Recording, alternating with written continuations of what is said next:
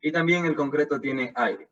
Estos son los principales componentes de ese material que, hay que decirlo, es uno de los más empleados en general en la ingeniería civil para construcción. Tal vez solamente el acero podría hacerle competencia y en nuestro país particularmente lo que es la albañilería confinada.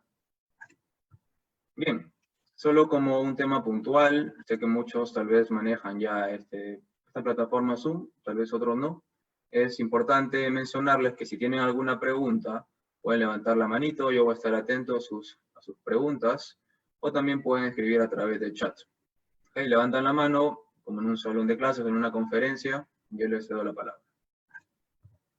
Siempre suelo compartir este tutorial sobre las diversas herramientas que tiene Zoom. Ahorita, por razones de tiempo, solo se lo voy a compartir a través del chat. ¿Okay? Pero con lo que les comento es suficiente. Levantar la manito y también el tema de poder activar su micrófono. Correcto. El logro para esta primera sesión es que al finalizar la sesión el participante conoce los contenidos del curso de Tecnología Avanzada del Concreto. Hablo de química del cemento, efectivamente conocer cómo podemos pasar de las materias primas, hablo de areniscas, arcillas, hacia efectivamente esta mezcla de clínker y yeso, que es en esencia el cemento. También es importante conocer el proceso de hidratación del cemento, que es la relación agua-cemento, por ejemplo. También vamos a conocer lo que son los aportes de Abrams a esta importante rama de la ingeniería civil. Recapitularemos también el tema de análisis granulométrico, desarrollaremos un ejemplo al respecto, conociendo lo que es tamaño máximo nominal y módulo de fineza particularmente, que son dos parámetros muy importantes para el objetivo principal tal vez de este curso, que es diseñar mezclas de concreto. Todos los capítulos previos solo son la base, elementos y complementos importantes para poder llegar a diseñar mezclas de concreto. Posteriormente hablaríamos de aditivos para el concreto, no solo conociendo los principales tipos, también las normas que los especifican, sus ventajas y desventajas, así como en detalle el mecanismo de funcionamiento, es decir, exactamente qué es lo que provoca el aditivo en el concreto, cómo es que funcionan, a qué se debe sus ventajas, sus beneficios. Y todo esto para finalmente terminar diseñando mezclas de concreto por dos métodos. Hablo del método del Comité ACI 211.1 y también según el método de Fuller, que es un método que involucra curvas teóricas de granulometría. Veríamos ejemplos sin aditivos y luego con aditivos para entender cómo repercuten estos nuevos materiales en nuestra mezcla de concreto. ¿Ok? Para ese objetivo y puntualmente para esta sesión, lo que vamos a ver son estos puntos en la agenda. Presentación del docente, seremos breve porque ya Miguel hizo un excelente trabajo al respecto. Temas a tratar en el curso, con mayor detalle vamos a especificar los temas que estaríamos tratando. Y para esta sesión, para dar un poco de teoría, hablaríamos de los componentes del concreto, la química e hidratación del cemento también, ideas básicas preliminares realmente sobre análisis granulométrico, con mayor detalle y profundidad ya estaríamos conversando efectivamente durante el curso. Sí, está siendo grabado, entiendo, yo se lo he dejado configurado, déjenme lo corroboro. Sí, está grabando, está grabando. Entiendo que estamos pasando en vivo en varias plataformas de Facebook. Siempre queda grabado ahí los vídeos y luego se pueden descargar sin mayor dificultad. También ideas básicas sobre aditivos para el concreto y finalmente vamos a conocer con cierto detalle lo que es diseño de mezcla de concreto con el método del Comité ACI 211.1, incluyendo un ejemplo práctico a manera de muestra de todo lo que podríamos aprender en este curso. Y finalmente, como siempre tienen mis presentaciones, o en general para cualquier informe que pueda elaborar, conclusiones, muy importante. Objetivos, el desarrollo del tema y conclusiones, básico. Correcto. Bien, brevemente en el tema de presentación, realicé trabajos de investigación con PIRCAS, que son muros de contención de piedra conjunta seca, en este equipo experimental que diseñé y también supervisé en construcción. Mesa inclinable para ensayos estáticos, también me desempeño como supervisor de obras, principalmente privadas. Soy al mismo tiempo especialista en estructuras y docente universitario en las especialidades de estructuras, también de materiales de construcción, tecnología del concreto, instalaciones en edificaciones y investigación a través de cursos como tesis o proyectos de tesis. Junto a otros ingenieros tenemos un canal, compartimos varios tutoriales sobre ingeniería. El canal se llama Civil Trujillo, están invitados a revisar sobre diversos temas, también estructuras, diseño concreto, seguridad también, procesos constructivos, entre otros. Bien, como he mencionado, ¿no? En la agenda está presentación del docente, ok. Sigue los temas a tratar ya con mayor detalle en el curso. Veríamos efectivamente la química del cemento, pasando de lo que son materias primas, areniscas, arcillas principalmente, también algunos óxidos de fierro, a lo que es el clinker, que es una combinación, es una roca artificial realmente, que está compuesta principalmente por lo que se denomina C2S, C3S, C3A y C4F, son una serie de compuestos químicos que en función a la proporción en la que puedan estar, originan los diversos tipos de cemento. Cemento tipo 1, tipo 2, tipo 5.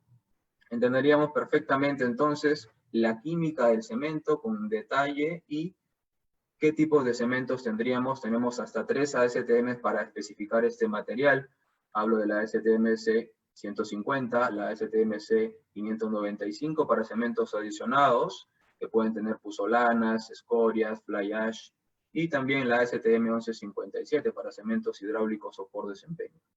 En el punto 2 estaríamos tratando lo que es el proceso de hidratación del cemento. Es muy importante realmente entender cómo químicamente cambian estos productos del cemento, yeso más clinker, al entrar en contacto con el agua y dar origen, por ejemplo, a lo que es la etringita, entre otros compuestos, que ya son propios de un cemento hidratado. También veríamos en la parte 3 lo respectivo al ensayo de análisis granulométrico, entendiendo en qué consiste este ensayo, desarrollando un ejemplo práctico de datos de laboratorio tomado en el ensayo, y finalmente obteniendo lo que es la curva granulométrica y estos parámetros importantes que son justamente el tamaño máximo nominal y el módulo de finura, que son datos básicos para poder realizar cualquier diseño de mezcla, con cualquier método en general. Son datos muy importantes. Luego trataríamos el tema de aditivos para el concreto, que son materiales que se adicionan al concreto para modificar sus propiedades a conveniencia en ciertas situaciones en particular. Por ejemplo, hay quien no le ha pasado que trabaja en obra como supervisor, como residente, asistente, que necesita más avance porque simplemente lo están presionando, porque hay a veces retrasos, y entonces una manera de conseguir ese avance colocando definitivamente aditivos acelerantes, por ejemplo, para lograr que el proceso de fraguado se realice mucho más rápido. Tenemos una gran cantidad de aditivos y los conoceríamos en este capítulo 4. En el capítulo 5 y 6, que es básicamente el corazón del curso, ya enfrentaríamos lo que son diseño de mezcla de concreto, puntualmente con estos dos métodos, el método del comité ACI 211.1 y el método de Fuller, que es aquel que utiliza una curva teórica denominada la curva de Fuller para los agregados. Trabajaríamos ejemplos con y sin aditivos, con plastificantes, con reductores, entre otros. Bien, este es el contenido entonces del curso a tratar, pero puntualmente en esta pequeña presentación de creo que 1 hora, tengo algunos contenidos que mostrarles como ya les he estado diciendo en la agenda, ¿no? El concreto entonces, vamos desde el inicio, ¿no? Tecnología avanzada del concreto, ok. ¿Qué es el concreto? Es un material compuesto que está constituido, y lo digo en este orden porque están de menos a más en volumen. Aditivos, aire, cemento, agua y agregados. Los aditivos están aproximadamente para un concreto típico entre 0.1 y 0.2%. Tienen poca representatividad, pero sin embargo pueden modificar tremendamente las propiedades del concreto a nuestro favor, naturalmente.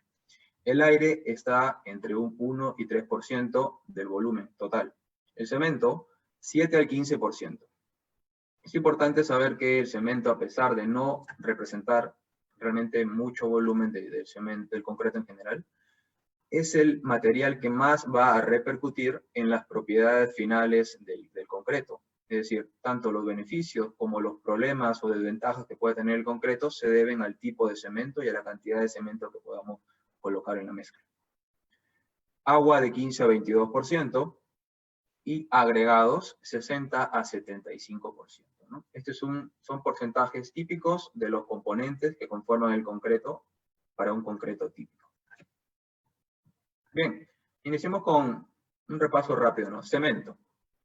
Podemos definirlo así. Es un material hidráulico porque fragua, endurece y permanece estable bajo el agua. Efectivamente, reconocemos que al entrar en contacto con el agua, este material empieza luego de un tiempo a fraguar, a endurecer, obtiene resistencia, adquiere rigidez.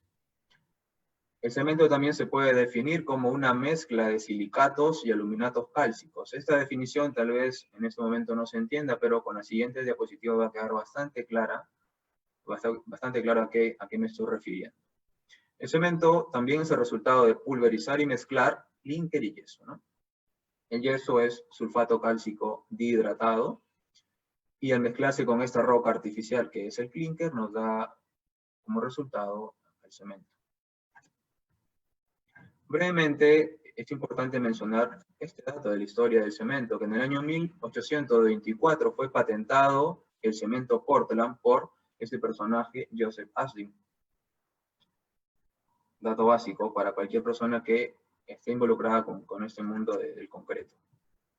En 1930 empezaron los primeros aditivos, inicialmente con lo que son aditivos incorporadores de aire. Estos aditivos son muy importantes para darle una resistencia al concreto frente a ciclos de hielo y deshielo. Por ejemplo, si ustedes van a vaciar concreto en un lugar donde las temperaturas son bajo cero, no sé, hablo de Cusco tal vez, Puno, utilicen este aditivo porque le confiere al concreto efectivamente una mayor resistencia frente a estos esfuerzos.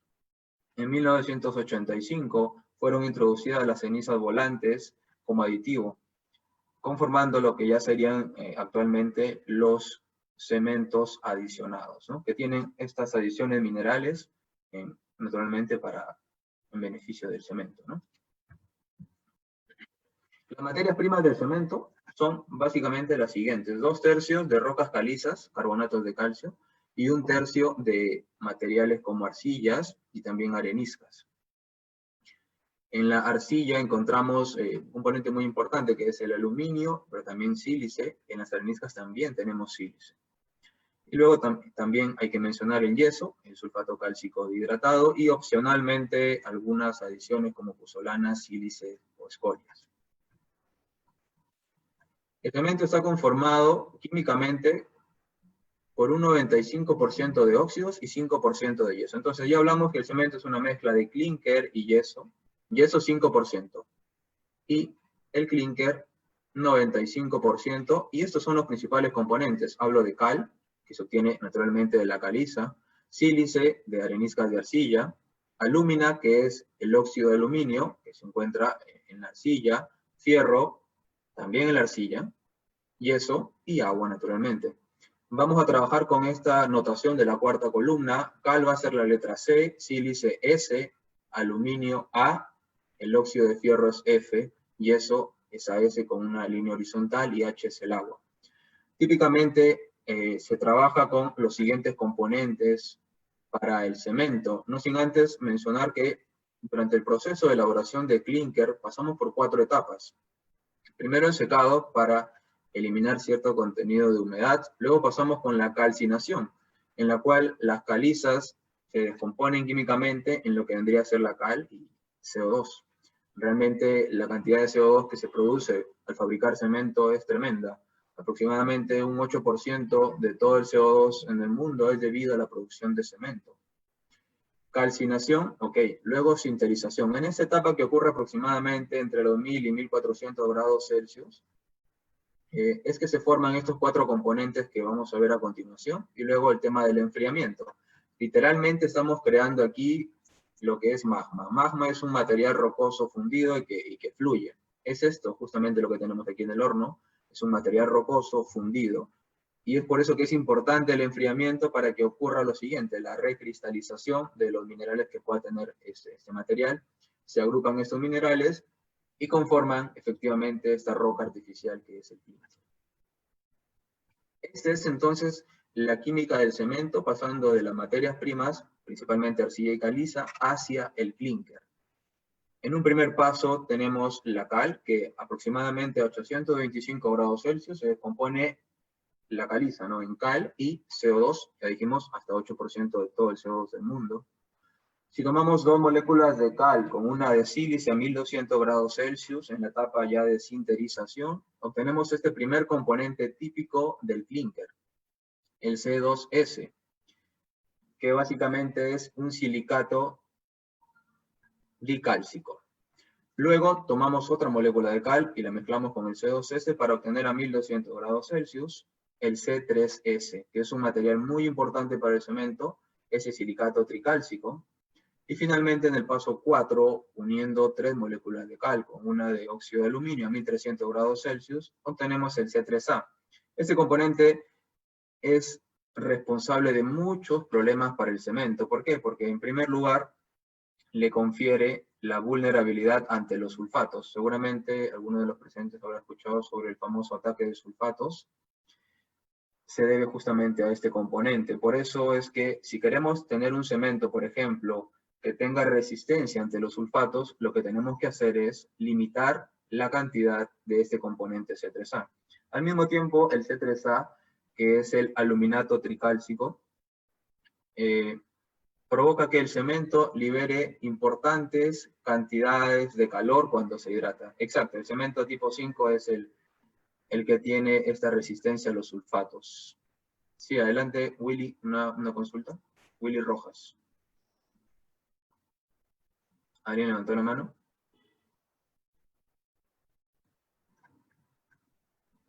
Ok, como les comento, yo estoy pendiente de sus comentarios en el chat, o si levantan la manita. Ok, seguimos entonces. Como mencionaba, el C3A también es responsable de liberar importantes cantidades de calor de hidratación. Es decir, cuando mezclamos cemento con agua se liberan gran cantidad de calorías por cada gramo de cemento, y es este componente responsable de liberar muchas mayores cantidades. Esto realmente no es bueno porque un cemento con mucho C3A, al tener tanto calor de hidratación, provoca que el proceso de fraguado sea muy violento, y al serlo, pues se van a presentar fisuras de forma prematura. Es por eso que es conveniente tener un cemento con no mucho C3A. Y en el último paso ya estaríamos formando con una molécula de cal, el C3A y el fierro también, a 1400 grados Celsius, lo que es el C4AF. Este componente no repercute mucho en el comportamiento del cemento, más que todo le confiere el color gris a ese material. En general, el C2S, C3S, el C3A y C4AF conforman lo que se denomina clinker.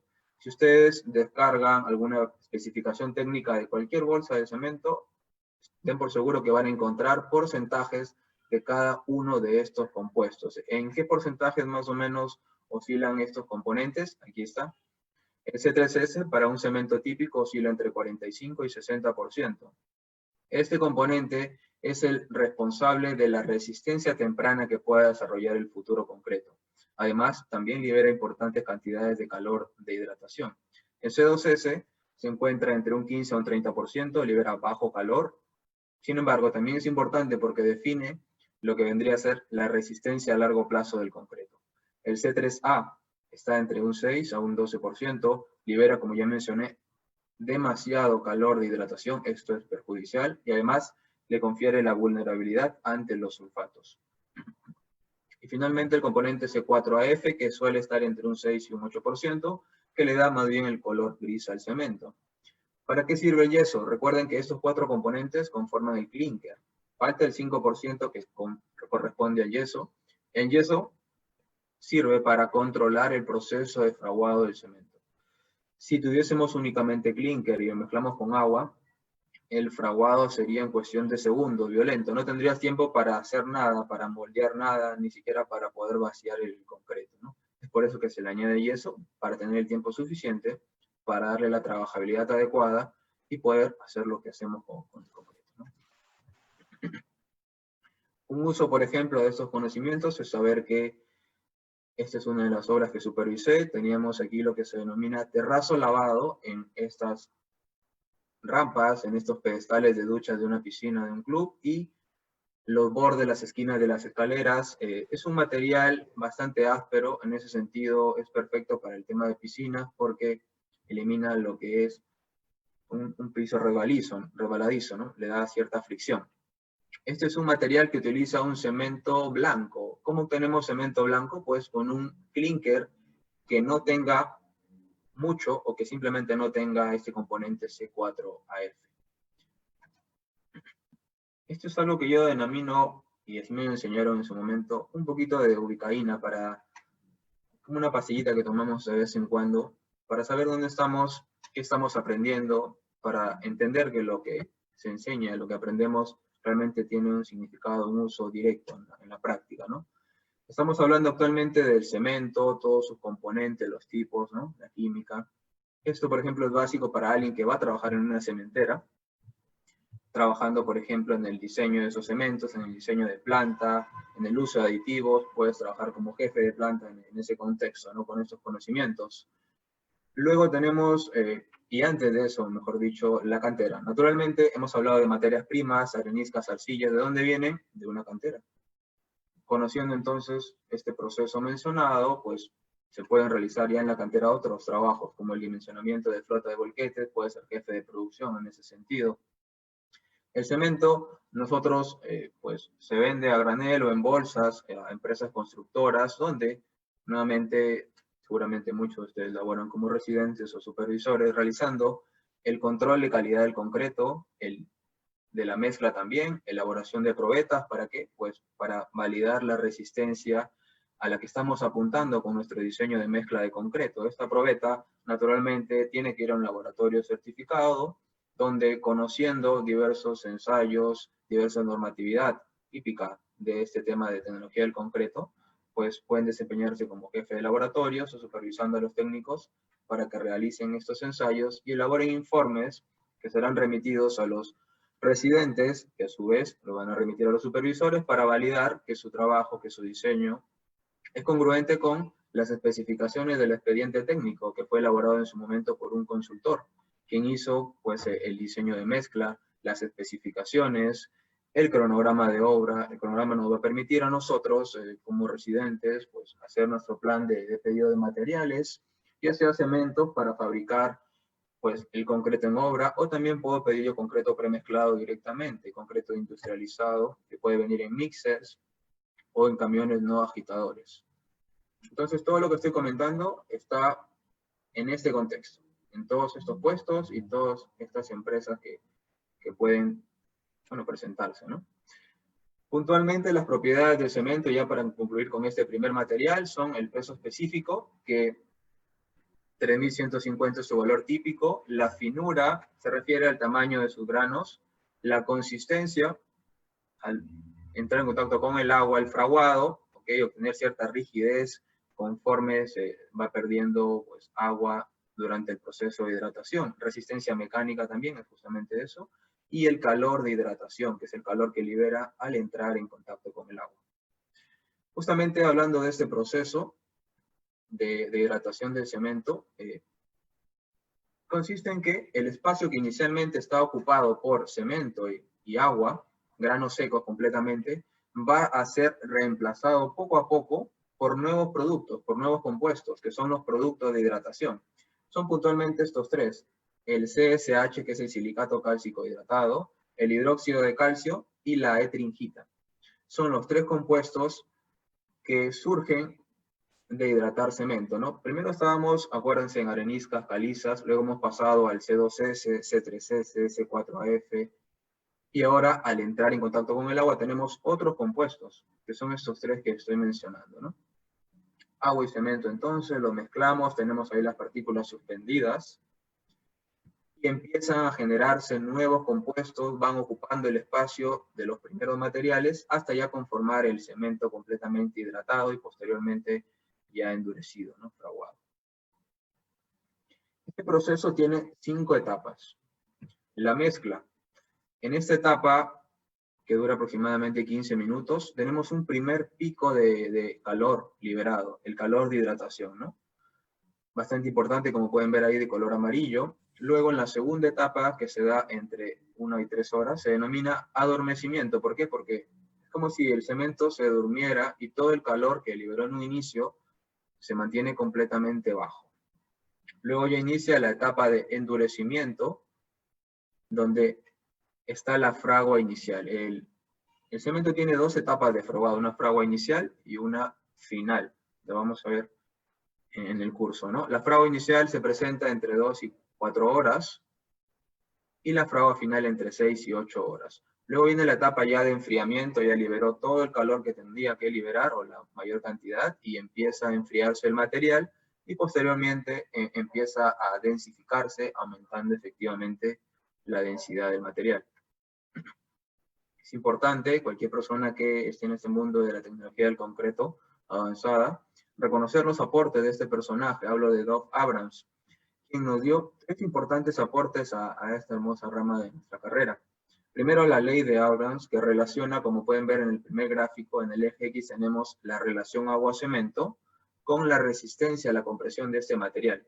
Básicamente, a mayor relación agua-cemento, menor es la resistencia. Es por eso que muchas veces, y tal vez por desconocimiento, se suele colocar demasiada agua a la mezcla de concreto. Eso no es bueno. Estamos disminuyendo la resistencia del material.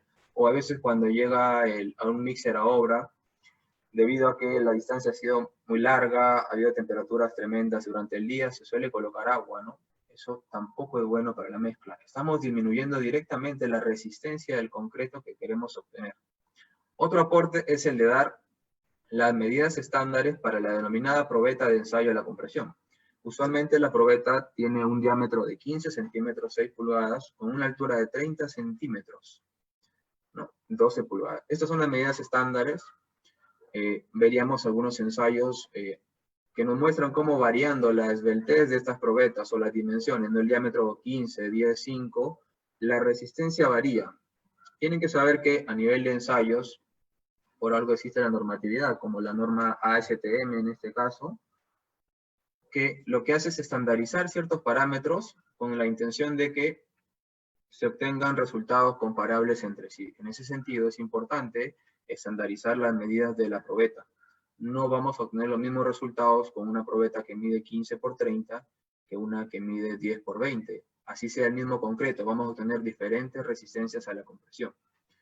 Y finalmente el aporte del cono de Abrams, que nos permite estimar el slam, asentamiento o revenimiento del concreto, ¿no? Veríamos en detalle cómo se realiza este ensayo, que es básico para cualquier persona que esté en obra para realizar el control de calidad de este material. Entonces, veríamos también los tipos de cemento, ¿no? Según la ASTM empleada para especificar el cemento, tenemos cementos adicionados, no adicionados primero, a través de la ASTM C150, luego los adicionados, la ASTM 595, en los no adicionados están los cementos tipo 1, 2, 3, 4 y 5, ¿no? En los adicionados tenemos cementos con puzolana, con escoria, con microsílice, o cualquier otra adición mineral. Finalmente, los cementos hidráulicos o por desempeño, que están normados por la ASTM C 1157, como el cemento GU, que es General Use, de uso general. Hasta aquí con el tema tal vez de cemento. Estamos dando un pincelazo a todos los componentes iniciales del concreto. Estamos hablando ya del cemento, con el agua también que es tácito, los agregados, aditivos, ¿no? Y el aire que también de por sí se queda atrapado en la mezcla. Edgar, sí, aproximadamente entre un 5 y un 10% puede variar la resistencia. No tengo aquí los gráficos exactos, pero ese es el número. Puede variar según la esbeltez. Naturalmente, si la probeta es más esbelta, viéndolo desde un punto de vista estructural, los momentos flectores tendrían un poco amplificarse por esa esbeltez y haría que falle la probeta frente a una menor resistencia, por ejemplo, una menor carga. Ok, entonces estaba diciendo que tenemos efectivamente un repaso de todos los materiales involucrados en la elaboración de concreto. Otra pregunta de Eric. Sí, la temperatura realmente es importante. La norma ASTM C94 es la que nos da las pautas. ¿Ok? Varios parámetros nos especifica la norma, por ejemplo, el tema del slam. Tú pides la mezcla con un slam de 4 a 6 pulgadas, te llega obra con 3. ¿Lo acepto o no? ¿Acepto ese camión o no? ¿Acepto ese concreto premezclado o no? La norma te lo indica. Respecto a la ASTM C94, ¿no? Bien, seguimos entonces con análisis granulométrico. Rápidamente es la representación numérica de los tamaños de las partículas de un cierto agregado. Tenemos varios tamices al respecto, y en la figura de la derecha, por ejemplo, tenemos ya todo el agregado separado por tamaños, ¿no? En eso consiste en la realización del ensayo de análisis granulométrico. Los principales tamices empleados son los que figuran acá: el de 3 pulgadas, 1,5, 3/4, 3/8, el número 4. Este número 4 es muy importante porque tiene la función, además, de delimitar y separar lo que son agregados gruesos de los agregados finos. Tiene una abertura aproximada de 4.75 milímetros. Luego tenemos la malla 8, 16, 30, 50, 100 y 200. Es esta la malla más fina que tenemos, como pueden ver. Las aberturas, estas denominaciones de los tamices, por ejemplo, la de 3 pulgadas, implica que la abertura aquí de la cocada de la malla es justamente de 3 pulgadas. A eso se refiere la denominación de los tamices. Y es importante saber exactamente qué abertura tienen, porque mediante este ejemplo de análisis granulométrico que estaríamos analizando, en la cual vamos a realizar efectivamente el cálculo para un material, para un agregado de un peso total de 4.075 gramos, que se realizó en un cierto laboratorio de materiales. Tenemos para cada una de las aberturas los pesos retenidos. Trabajaríamos naturalmente en lo que es la parte de gabinete, entendiendo lo que sería el peso retenido, calculando el acumulado y el porcentaje pasante. Este porcentaje pasante es el que finalmente se grafica en las curvas granulométricas. En el eje X tenemos las aberturas de los tamices en milímetros, o pueden estar en pulgadas sin mayor problema. Suele estar en una escala logarítmica, como pueden ver. Y en el eje Y tenemos los porcentajes pasantes, desde 0 hasta 100. Y esa es la curva puntualmente para ese ejemplo. Lo utilizaríamos además para clasificar este agregado, entendiendo que, por ejemplo, tenemos un 3% de finos, 61.4% de grava y arena 36% casi. Además, a través de este ensayo podemos obtener estos parámetros vitales, que son el tamaño máximo nominal de 2 pulgadas, por ejemplo, y el módulo de fineza de 5.84, en este caso. ¿Por qué es importante, o por qué son importantes estos últimos dos parámetros? Por lo siguiente. Los valores del tamaño máximo nominal y el módulo de fineza son importantes en el diseño de mezclas de concreto. El método ACI implica utilizar una serie de tablas, y estas son dos de esas tablas. En la tabla de la izquierda, ustedes van a determinar ya directamente la cantidad de agua que tienen que colocar en su mezcla de concreto por cada metro cúbico. En este caso, teníamos una mezcla con un tamaño máximo nominal de 1 pulgada. Ya saben de dónde se obtiene el tamaño máximo nominal. El slam en este caso estaba entre 3 y 4 pulgadas, y la cantidad de agua necesaria entonces es de 193 kilogramos de agua. El dato del módulo de fineza se utiliza en esta segunda tabla combinado con el tamaño máximo nominal para, en este caso, calcular la cantidad de metros cúbicos de mi agregado grueso. Entonces, entendemos perfectamente a través de estas dos tablas la importancia, la relevancia de estimar esos dos parámetros, el TM y el MF, que se obtienen, como ya mencioné, del ensayo de análisis granulométrico. Lo que les estoy contando es toda una historia de principio a fin, con toda una secuencia lógica, como pueden ver. De esta manera pasamos a otro de los componentes muy importantes para el concreto. Hablo de los aditivos para el concreto. Tenemos una infinidad de aditivos, cada vez hay más, de hecho. ¿Qué son los aditivos? Son componentes del concreto, eso está claro. En este gráfico podemos apreciar que están, y como ya lo dije, entre un 0.1 y un 0.2% en volumen. Son componentes extras, aparte del cemento, agua y agregados, que se adicionan, pueden ser antes de la mezcla, durante la mezcla o después de la mezcla, para modificar sus propiedades convenientemente. Tenemos muchos tipos de aditivos, algunos son los incorporadores de aire, que le confieren resistencia ante los ciclos de hielo y deshielo al concreto, los reductores de agua efectivamente para disminuir la cantidad de agua necesaria, plastificantes para dotarle de mayor trabajabilidad, de mayor slam a la mezcla de concreto. Tenemos algunas preguntas. ¿Cómo llevar el control de calidad en el cemento en obra? Sí. Al respecto, también tenemos, por ejemplo, que controlar el porcentaje de finos que pasan la malla 200. Es una manera de controlar. Se sabe que porcentajes más finos que la malla 200 son perjudiciales para el cemento, es por eso que tenemos que limitarlos, y primero hay que cuantificarlos, y luego saber los límites máximos de las normas. Uso del cemento por desempeño. Los cementos por desempeños o hidráulicos se denominan así porque están orientados para ciertas funciones en específicas, por ejemplo, cementos en concretos masivos. Un concreto masivo es aquel que tiene enormes volúmenes, entonces en tales concretos no conviene tener cementos que liberen mucho calor de hidratación. Entonces por ahí aparece ese cemento ideal para justamente los concretos masivos. Se denominan por desempeño porque efectivamente están orientados para ciertos usos cada uno. En el caso de transportar cemento mediante un mixer en tiempos mayores a 15 minutos, ojo, el cemento no se transporta en mixer, sino el concreto se transporta en un mixer, ¿no?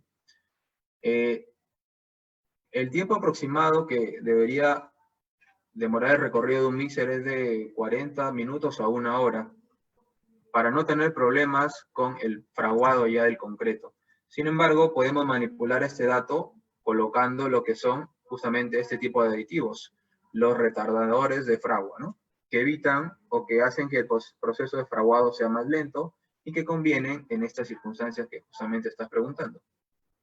Aceleradores de fraguado se pueden utilizar efectivamente para aumentar la productividad en obra, cuando conviene también, por ejemplo, en obras de concreto hidráulicas o en obras de concreto que van a estar en contacto con el agua, para sellar rápidamente, para conseguir el concreto ya frague rápido y luego no tener problemas por algunas filtraciones. Tenemos también aditivos inhibidores de corrosión, aditivos que inhiben el proceso de reacción álcali-sílice, que es una de las principales patologías del concreto. Este es un capítulo ya aparte que se denomina patología del concreto. Son varias las causas de estas enfermedades, porque esos son justamente enfermedades del concreto, que se pueden presentar por sus mismos componentes, es decir, internamente, ya sea por el cemento, por los agregados, por el agua, se pueden presentar estas enfermedades, pero también se deben, por ejemplo, a errores de diseño. El no haber colocado oportunamente la junta de dilatación es un error que se traduce en fisuras en el concreto, que es una de sus tantas patologías. También se deben a agentes externos. Por ejemplo, hace poco trabajé una obra frente al mar, la brisa marina es terrible allí, hay que definitivamente tener en cuenta que eso va a afectar a la mezcla, va a producir enfermedades en el concreto, ¿no? Aditivos para shotcrete, básicamente para dotarle de importante trabajabilidad, porque este es un concreto lanzado que se proyecta, ¿no? A través de una tubería, usado importantemente en minas, en túneles, en galerías, ¿no? En ese tipo de labores mineras. Aditivos colorantes y pigmentos, bueno, por un tema estético, producir concretos de diferentes colores. En forma general, estos son los principales aditivos que podríamos emplear en el concreto. También tenemos indudablemente aditivos curadores, aditivos impermeabilizantes, entre otros. Existen diferentes normas ASTM para cada tipo de aditivo. Por ejemplo, para los aditivos incorporadores de aire tenemos la ASTM C260. Puntualmente para los reductores y controladores de fraguado, sea para acelerarlo o para retrasar este proceso, tenemos la ASTM 494. También tenemos, por ejemplo, aditivos para shotcrete, la ASTM 1141, para el grog fluidificante C937, para pigmentos 979. La más representativa ASTM en el tema de aditivos es la ASTM C494. Hablemos de algunos aditivos, por ejemplo, los aditivos incorporadores de aire. Su función directamente es la de darle resistencia ante los ciclos de hielo y deshielo al concreto. Por ejemplo, en la imagen de la izquierda, ustedes tienen lo que fue un elemento de concreto en su momento, que debido a estos ciclos de hielo y deshielo, y porque no tenía un aditivo incorporador de aire, ha perdido completamente toda su forma, toda resistencia, es un montón de polvo solamente. En la figura de la derecha tienen exactamente el mismo concreto expuesto en la misma magnitud también ante el ambiente, ante ese intemperismo. Sin embargo, ahora sí tenía ese aditivo incorporador de aire y como pueden ver, las diferencias saltan a la vista. Es esta la función entonces principal de este tipo de aditivos.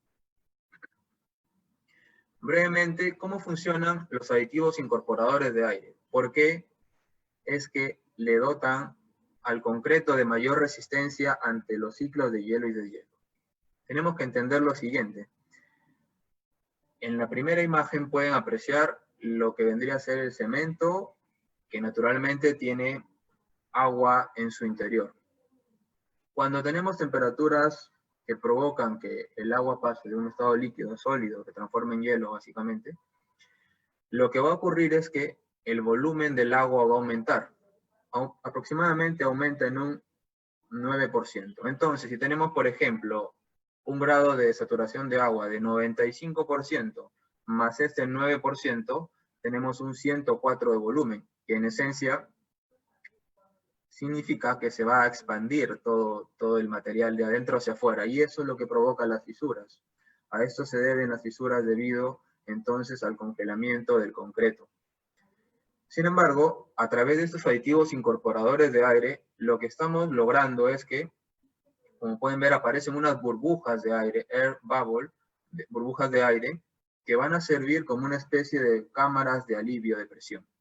Es decir, en vez de generarse estas fisuras, el agua se va a redirigir hacia estas cámaras, evitando de esta manera que finalmente el concreto se fisure. Es este el mecanismo de acción de los aditivos incorporadores de aire. Los aditivos reductores y plastificantes. Realmente el aditivo es el mismo. Eso es importante saber. Solo que yo puedo orientar a que el aditivo funcione como plastificante, dándole más trabajabilidad a la mezcla, o como reductor. Pero el aditivo es el mismo. ¿Ok? Entonces, si yo quiero que incremente la trabajabilidad sin aumentar la cantidad de agua, estoy utilizando mi aditivo como plastificante. Por otro lado, si yo deseo mantener la trabajabilidad, quiero el mismo slam, pero quiero reducir la cantidad de agua por razones X, tal vez estoy vaciando concreto en un lugar donde el agua no es abundante, deseo entonces ahorrar en agua, puedo utilizar el aditivo como reductor de agua exactamente. En estas dos imágenes tenemos un mismo concreto. Como pueden ver, tenemos únicamente dos gráficas. Es el mismo concreto. El de color rojo es el concreto sin aditivo y el verde ya tiene aditivo. En el eje X tenemos la cantidad de agua por metro cúbico, variando de 120 a 240 kilogramos de agua por metro cúbico de concreto. Y en el eje Y tenemos el asentamiento, que está en milímetros, de 300 hasta 600 milímetros. En la primera imagen yo decido utilizar, voy a hacer por acá unas pequeñas líneas, el aditivo como plastificante. Es decir, dense cuenta, miren, yo estoy gastando aproximadamente por aquí, podemos dar un número, 180 kilogramos de agua, ¿no? ¿Ok? En el concreto sin aditivo, frente a esta demanda de agua, voy a tener un slam aproximado de 390, por dar un número, milímetros. ¿Ok? Bien. Sin embargo, ahora, sin necesidad de gastar más agua, yo puedo aumentar el slam de mi concreto. ¿Por qué quiero aumentar el slam? Hay infinidad de razones para eso. Tal vez tengo yo demasiado congestionado mi acero de refuerzo, entonces necesito que mi concreto fluya mucho más. ¿Ok? Entonces yo utilizo, por ejemplo, este aditivo plastificante y sin necesidad de aumentar el consumo de agua, como pueden ver, siguen siendo los mismos 180 que están por aquí. Yo ya tengo directamente un slam mucho mayor, de 520, de 530 milímetros. Entonces, en esta oportunidad, he utilizado mi aditivo como plastificante, aumentando mi trabajabilidad sin aumentar la cantidad de agua que consume mi concreto. En el gráfico de la derecha tenemos exactamente los mismos concretos. El de color rojo es el concreto sin aditivo, el verde tiene aditivo. Y el mismo ejemplo, miren, otra vez los 180 kilogramos de agua. Sin embargo, frente a este 180, ¿cuánto tengo yo de slam? Ah, ok, 380 milímetros. Yo en este caso no deseo aumentar el slam, lo que quiero es bajar mi consumo de agua, efectivamente. Eso es lo que hago, esta línea horizontal la proyecto, atraviesa aquí a la gráfica de color verde, y ahora, de lo que estaba consumiendo 180 kilogramos de agua, he pasado únicamente a 140. Me estoy ahorrando entonces 40 kilogramos de agua por cada metro cúbico de concreto. ¿Por qué? Porque estoy utilizando un aditivo reductor de agua. Bien. ¿Cómo funcionan los aditivos reductores? ¿Cuál es la magia aquí? ¿Qué sucede realmente, ¿no? ¿Cuál es el principio de funcionamiento? Resulta que estos aditivos tienen unos compuestos denominados surfactantes hidrofílicos, que son estos. Tienen una cabeza hidrofílica de carga negativa y una cadena polar, positiva o negativa, como pueden ver allí. Entonces el aditivo, al incorporarse a una mezcla, va a atrapar y dirigirse hacia las partículas de cemento, como pueden ver en esta segunda figura, ¿no? Las cargas positivas se atraen con las negativas. Esto se replica para todas las partículas de cemento. Y finalmente, a través de esta cola hidrofílica con carga negativa, al entrar en contacto entre sí, se repelen. Cargas negativas con negativas se van a repeler, y esto hace que las partículas de cemento se separen entre sí. Esto evita la formación de los famosos flóculos o cúmulos de cemento. Y al hacer eso, pues le damos mayor trabajabilidad también al concreto en sí. Y además, muchas veces ocurre que los flóculos, al formarse, atrapan agua. Y esa agua se desperdicia. Entonces, al evitar que se formen los flóculos colocando aditivos reductores, también estamos contribuyendo a, efectivamente, evitar que el agua se atrape y finalmente terminamos reduciendo la demanda de agua, ¿no? La cantidad de agua necesaria. Bien, de esta manera entonces funcionan estos aditivos. Tenemos más aditivos, pero es solo un poco de lo que veríamos en el curso. Hemos dado un breve repaso a todos los componentes del concreto con la intención de sentar bases para finalmente poder realizar este diseño de mezcla de concreto, que es uno de los más simples con este método ACI. En el curso también veríamos, como ya mencioné, con el método de Fuller y con aditivos retardantes, acelerantes o reductores de agua o plastificantes, ¿no? Bien. El diseño de mezcla de concreto básicamente consiste en eso, en determinar las proporciones de todos estos componentes.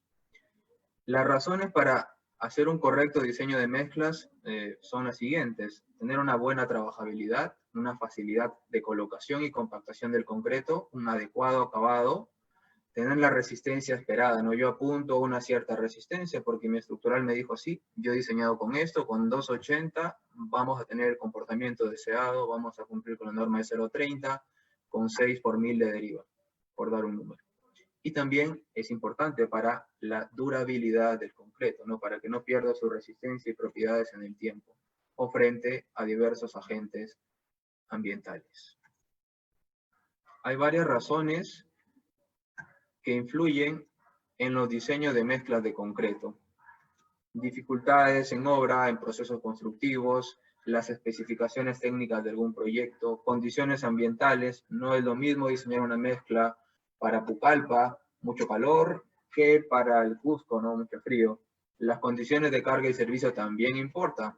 mayor resistencia, hay que apuntar a una mayor F'C en todo caso. También repercuten definitivamente en nuestra experiencia y expectativa personal, así como los conocimientos que podamos tener en esta hermosa línea de la carrera de tecnología del concreto. Y vamos al ejemplo porque nos está ganando un poco el tiempo. Tenemos hasta 4 grupos de métodos de diseño de mezclas. La ACI, curvas teóricas como la de Fuller, curvas experimentales y modelos matemáticos predictivos. Vamos con el método ACI. Cuando decimos diseño de mezclas por ACI, nos estamos refiriendo exactamente al Comité ACI 211.1. Práctica estándar para seleccionar la proporción de concreto de peso normal, pesado y masivo. Nos da entonces esta norma la guía respectiva para poder diseñar efectivamente mezclas de concreto. Este método es el más aceptado en nuestro país y en el mundo en general. Data de 1940, se tiene mucha información al respecto. En cambio, los métodos que involucran curvas granulométricas teóricas datan de 1920, también se tiene mucha información, pero no se utiliza realmente mucho en nuestro país, pero sí es muy importante entenderlo. Las más conocidas curvas son las de Fuller, Bolomy, Pauri y Popovich.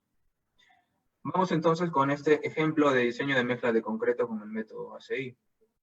Estos son los 9 pasos que vamos a seguir. Y por razones de tiempo vamos directamente a realizar el proceso. Indudablemente a través de los ensayos de materiales vamos a obtener diversos parámetros como son el tamaño máximo nominal que ya mencioné, el slam al que estamos apuntando, los pesos específicos y unitarios de los materiales, los módulos de fineza, el porcentaje de absorción y porcentaje de humedad. En este caso estamos considerando un cierto aditivo genérico que tiene un peso específico de 1.200 kilogramos fuerza sobre metro cúbico, y la dosis va a ser de 0.5% respecto al peso de cemento. El paso 2, luego de haber realizado los ensayos, es directamente obtener la cantidad de agua por metro cúbico de concreto, así como el porcentaje de aire. Tomando el tamaño máximo nominal y el slam de 4 pulgadas, tenemos los 193 kilogramos de agua por metro cúbico de concreto. Entonces, desde ya sabemos qué cantidad de agua debemos emplear en nuestra mezcla de concreto, 193 kilogramos. Al mismo tiempo, obtenemos que el porcentaje de aire atrapado va a ser de 1.5%. En el paso 3, vamos a partir de la resistencia a la compresión que esperamos de 250 kilogramos fuerza sobre centímetro cuadrado, y junto al dato de saber que no tenemos aditivo incorporador de aire, obtenemos un dato muy importante, la relación agua-cemento. En este caso es de 0.61. Esta relación es una relación de masa entre la masa de agua y la masa de cemento. Repercute directamente, como pueden ver, con la resistencia, ¿no? Esto debido a la ley de Abrams que les había mencionado. Cuarto paso, calcular el peso de cemento a través de la relación agua-cemento y el peso del agua que ya había obtenido, 316 kilogramos. Su volumen entre el peso específico del cemento nos da 0.1003 metros cúbicos. Es importante diseñar las mezclas de concreto con 4 decimales cuando tenemos aditivos, porque los aditivos están en cantidades muy pequeñas. La masa es casi nada, el volumen tampoco. Es por eso que si trabajamos con 2 decimales, con 3 decimales, van a pasar desapercibidos. Por eso, 4 decimales, ojo, importante. Paso 5, calcular el peso y volumen absoluto de los aditivos, ¿no? Se calculan directamente multiplicando la dosis indicada por tu proveedor por el peso del cemento que ya obtenimos en el paso 4. Como pueden ver, únicamente 1.58 kilogramos de aditivo, casi nada.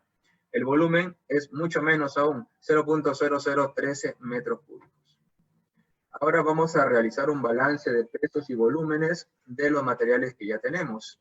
Tenemos el peso del aditivo, su volumen, el volumen del agua y también del cemento y del aire. El peso del aire es insignificante, ni lo ponemos. Ahí ubicamos entonces todos los datos previamente obtenidos. Realizamos la suma, nos da 0.3098. Restamos para saber cuánto falta, ¿no? 0.6902. Este volumen va a corresponder a el agregado, sea piedra o arena, grueso o fino. Ahora vamos a determinar cuánto corresponde efectivamente a cada uno de estos componentes, que es el paso 7. porcentaje de intervención de piedra y arena.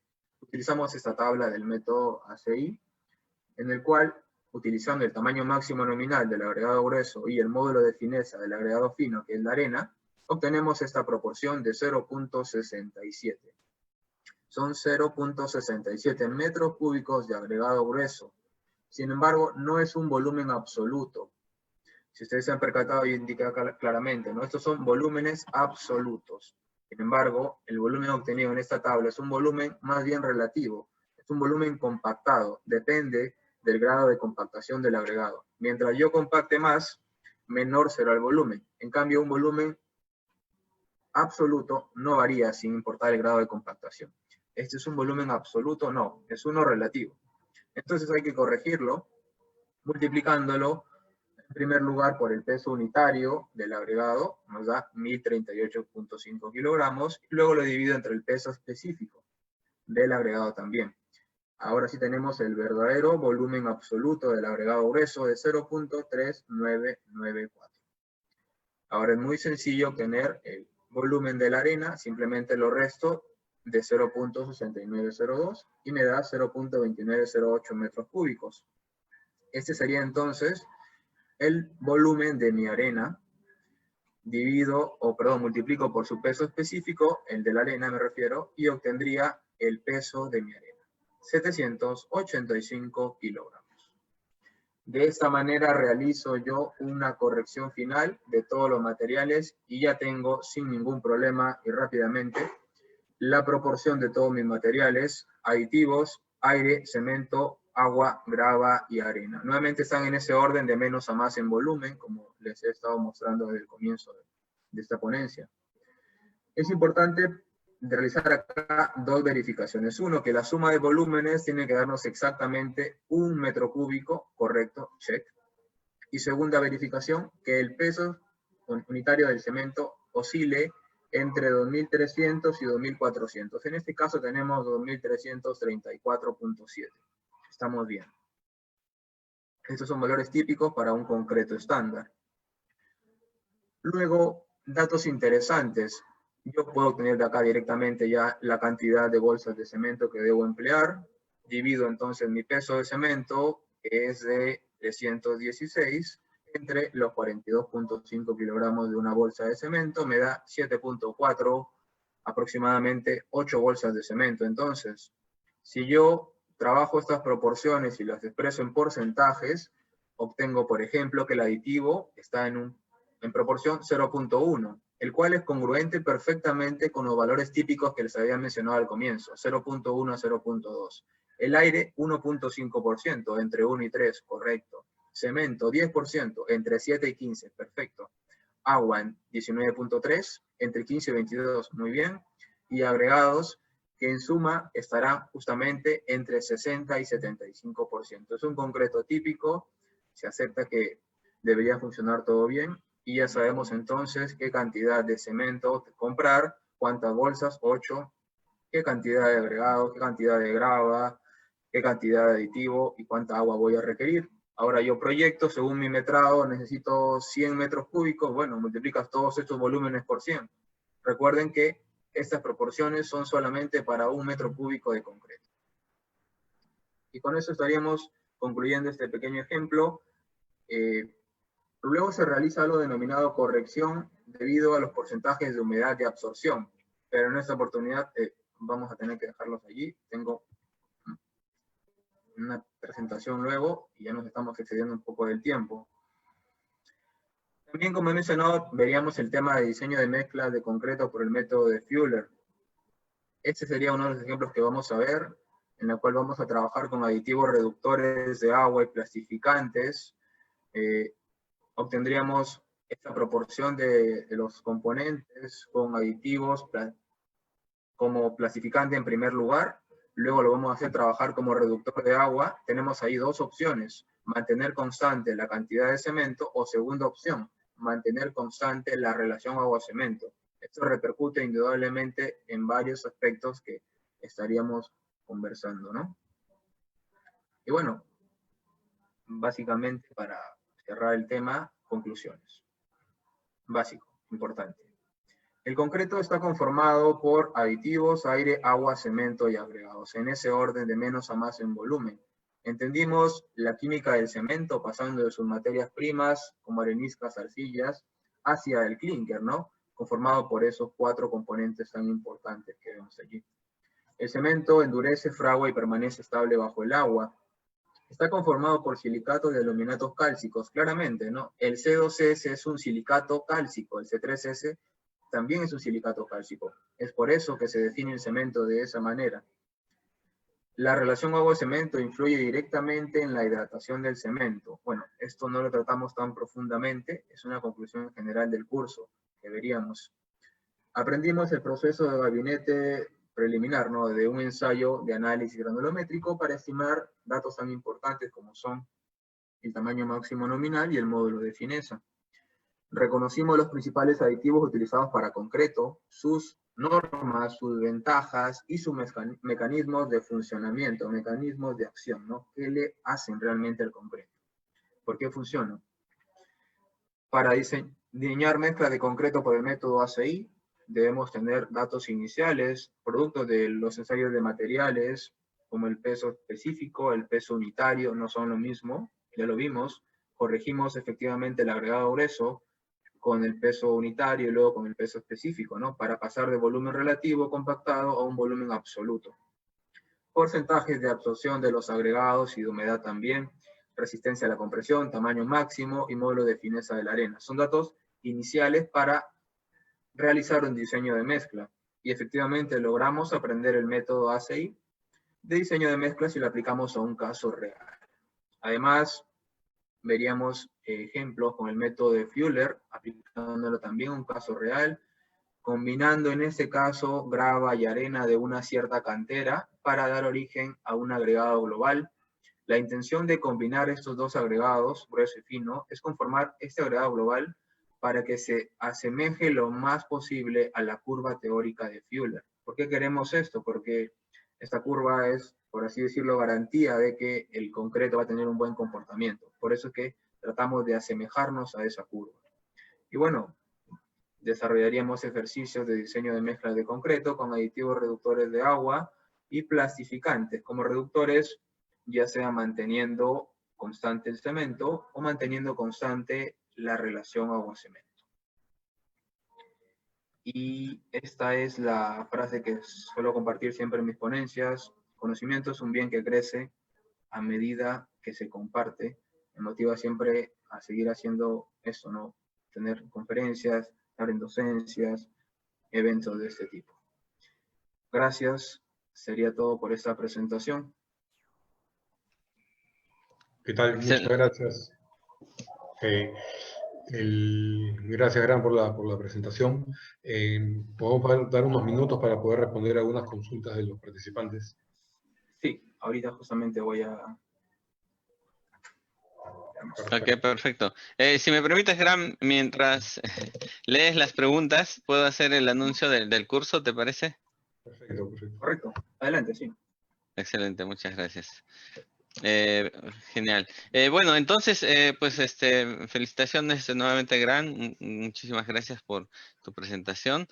Al respecto, pues estamos coordinando con el ingeniero Gran para realizar un curso justamente sobre este tema.